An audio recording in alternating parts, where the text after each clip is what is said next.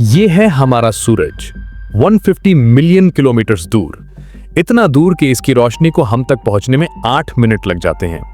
मगर पता है, आज से ठीक 5 बिलियन साल बाद ये सूरज इतना बड़ा हो जाएगा कि लिटरली बुध, शुक्र और शायद हमारी धरती को भी निगल जाएगा। अभी जो सूरज आपको आसमान में दिख रहा है ना, वो अपनी लाइफ के एकदम प्राइम टाइम में है। जैसे एक 35 साल का हेल्दी इंसान, बिल्कुल स्टेबल, एनर्जेटिक और बैलेंस्ड। मगर ये हमेशा ऐसा नहीं रहेगा, क्योंकि हर तारे की एक लाइफ होती है, एक जन्म, एक जवानी, एक बुढ़ापा और फिर मौत। और आज इस वीडियो में हम बात करेंगे उस दिन की जब हमारा सूरज अपने बुढ़ापे में एंटर करेगा, जब वो बन जाएगा एक रेड जायंट। और उस दिन धरती का क्या होगा? क्या हम बच पाएंगे? क्या हमारी सभ्यता सरवाइव कर पाएगी? तो चलिए शुरू करते हैं। अब पहले ये समझते हैं कि सूरज काम कैसे करता है।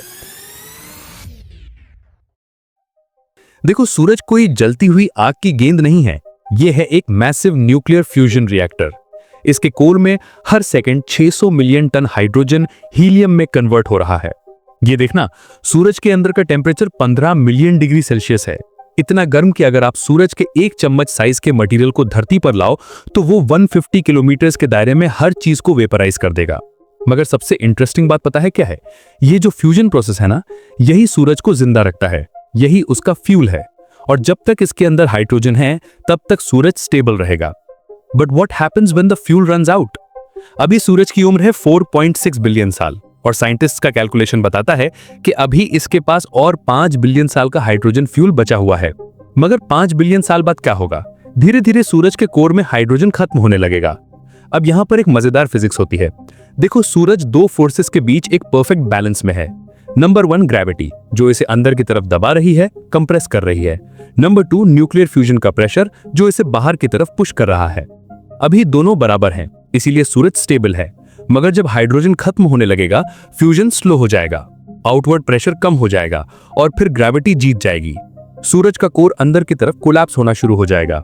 अब यहां पर एक कॉन्ट्रा इंट्यूटिव चीज होती है।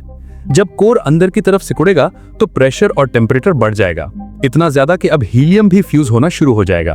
और ये नया फ्यूजन इतनी एनर्जी रिलीज करेगा कि सूरज की बाहरी लेयर्स एक्सपैंड होने लगेंगी, फूलने लगेंगी। पहले सूरज धीरे धीरे 10% बड़ा हो जाएगा, फिर 50%, फिर डबल, और फिर एक दिन ये इतना बड़ा हो जाएगा कि लिटरली बुध की ऑर्बिट तक पहुंच जाएगा।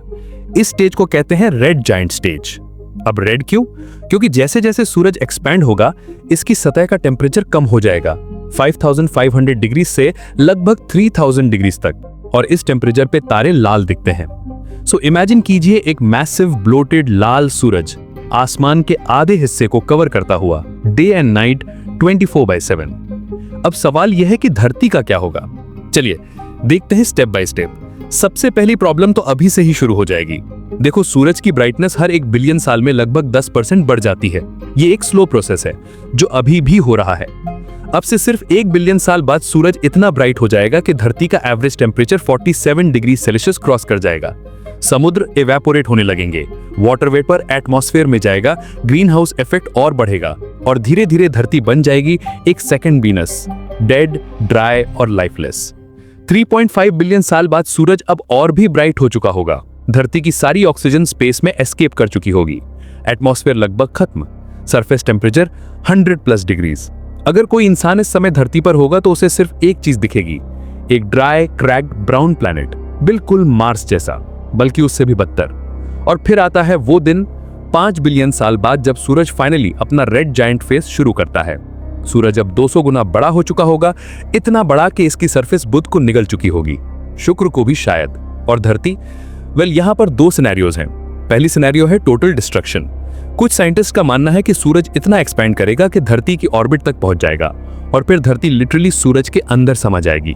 सोचिए, धरती जिस पर हमारी पूरी सभ्यता बनी, जहां पर पिरामिड्स हैं, ताजमहल है, हमारे शहर हैं, सब कुछ वेपराइज, गैस बन जाएगा, एटम्स में बिखर जाएगा।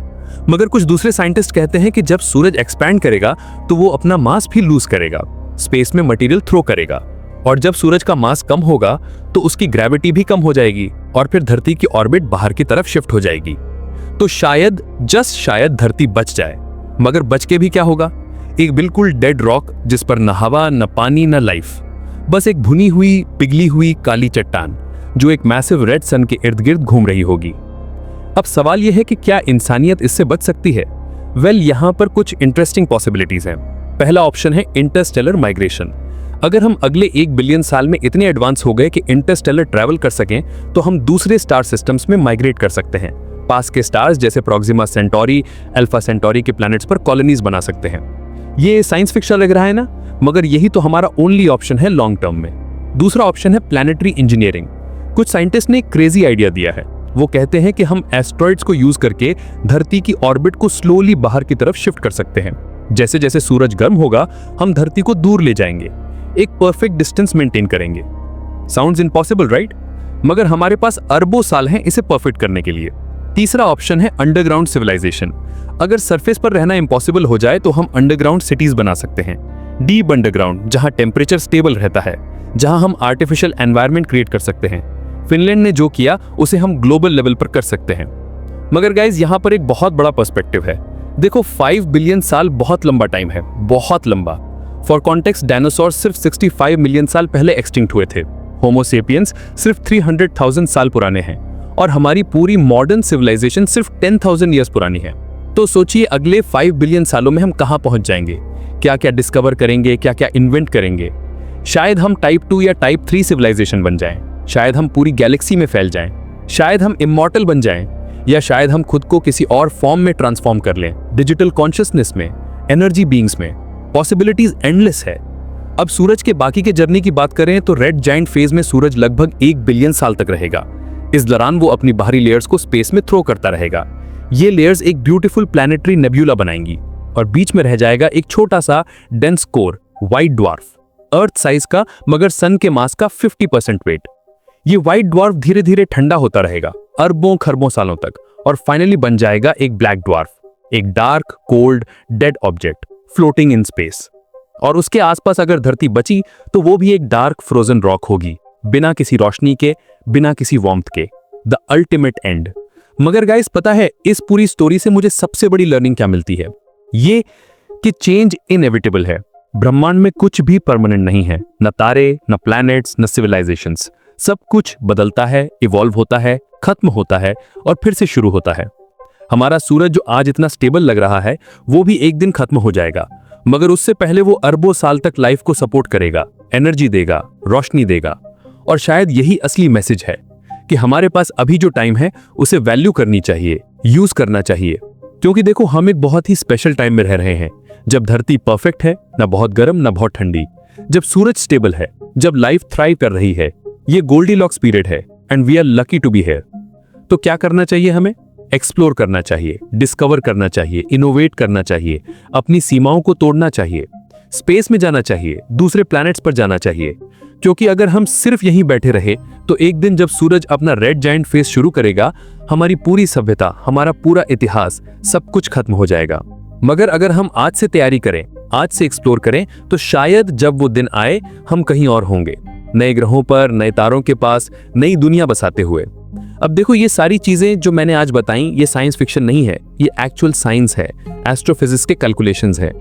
हम जानते हैं कि सूरज एक दिन रेड जायंट बनेगा, हम जानते हैं कि धरती का एक एंड है, मगर हम ये भी जानते हैं कि हमारे पास टाइम है, बहुत सारा टाइम, और पोटेंशियल है इसे डील करने का।